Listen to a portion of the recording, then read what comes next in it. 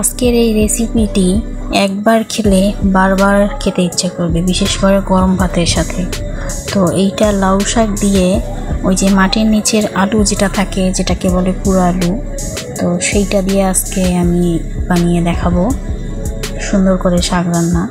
তো প্রথমে আমি লাউ শাক কুচি কুচি করে কেটে নিচ্ছি। এই লাউ শাকগুলো যে কোনো কচি পাতা বা শক্ত পাতা, যে কোনো পাতা এটা দিয়েই সুন্দর হয়। তো এক এক করে আমি সবগুলো লাউ পাতা কুচি কুচি করে কেটে নেব।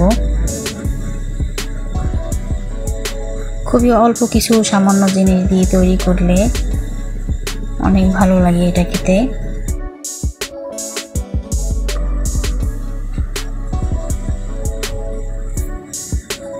তো কুচি হয়ে গেলে এই যে এই আলুটা হচ্ছে মাটির নিচের আলু, আশা করি সবাই চিনবেন। আমাদের এইদিকে পুরো আলু বা মাছ আলু বলে। তো এইটা আলু দিয়ে আজকে আমি লাউ শাক রান্না করে দেখাবো। তো এইভাবে কেটে হয় লম্বা ফালি করে নেবেন বা কিউব কিউব মানে চার কোনা করে কেটে নিলেও হবে। তো আমি এটা লম্বা করে কেটে নিয়েছি, সামান্য এইরকম সাইজের। এরকম করে কেটে নিলে তাড়াতাড়ি আর কি সিদ্ধ হয় আর কি, আমি এই জন্য লম্বা করে নিয়েছি।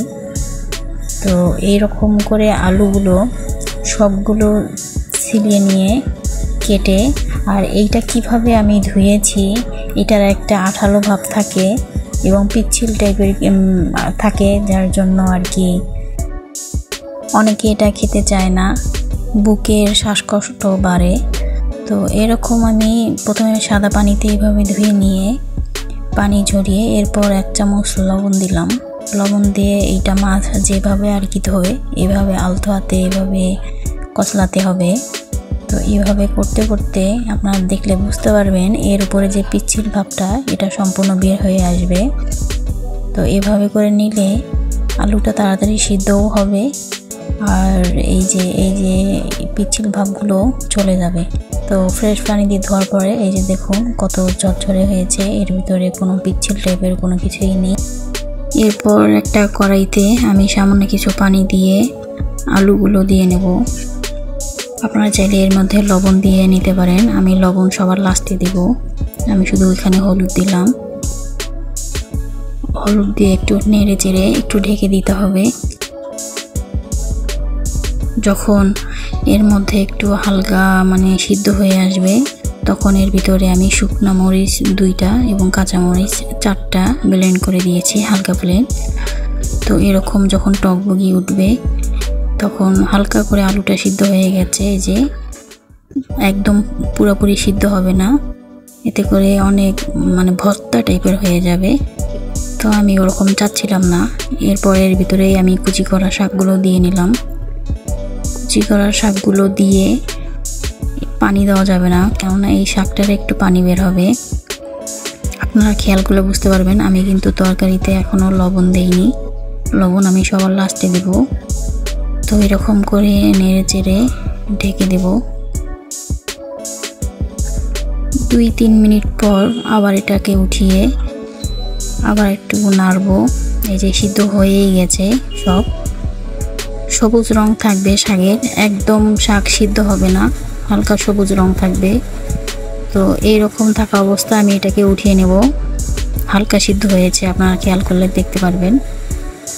তো এইটা সিদ্ধ হওয়ার পরে আমি এখানে ওই কড়াইতেই পেঁয়াজ কুচি, চাইলে আপনারা বেশি করে দিতে পারবেন, আমি একটু কম করেই দিলাম, আর একটু তেল। এরপর রসুন কুচি 2টা রসুন কুচি দিয়ে একটু নেড়ে চেড়ে যখন একটু মানে ভাজা ভাজা হবে অল্প একটু পরিমাণ, এরপর আমি এখানে মরিচ দিয়েছি, শুকনো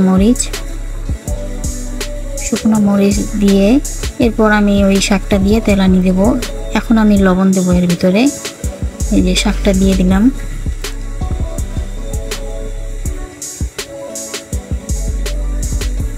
এবার আমি লবণ দেব 1/2 চা চামচ। এখানে লবণ দিয়ে একটু নেড়ে চেড়ে সামান্য ঢেকে দিবেন। ঢেকে দেওয়ার কয়েক সেকেন্ড পর আবার এটা অটোমেটিক এটা শাক সিদ্ধ হয়ে যাবে। এটা ভাবছেন যে কাঁচা, কিন্তু এই শাকটা একদমই কাঁচা নাই। এরকম করে নেড়ে চেড়ে একটু ঢেকে দিবেন। লবণটা যেহেতু লাস্টে দিয়েছি, একটু গলে যাক লবণটা। তো সব শেষে আমি এরকম করে খুলে দেখলাম যে একটু পানি পানি আছে, শাকটা থেকে আবার একটু পানি ছাড়ছে। তো এটা দিয়ে আর একটু নাড়তে থাকবো, নেড়ে চেড়ে আবার একটু ঢেকে দেব। তার আগে আমি একটু ধনিয়া পাতা দিলাম, কুচি কুচি করে নিয়েছি ধনিয়া পাতাগুলো। এর সেন্টটা একটু ভালোই লাগে, ধনিয়া পাতার সেন্ট, যেহেতু শীতকাল। তো এইভাবে একটু নেড়ে চেড়ে আবার একটু ঢেকে দিয়ে এই যে লাস্ট ফিনিশিং আমার এটা এরকম হবে, মাখা মাখা। এই যে এরকম, এটা গরম ভাতের সাথে খেতে অনেক মজা লাগে। আমরা সাধারণত দেশি আলু বা হল্যান্ডার আলু দিয়ে লাউ শাক খেয়ে থাকি। এটা একটা ইউনিক আইটেম, যেটা মাটির নিচের পুরা আলু বলে। আপনাদের ওইদিকে এই আলুটাকে কি বলে আমাকে অবশ্যই জানাবেন। আর ধন্যবাদ সবাইকে আমার ভিডিওটি দেখার জন্য।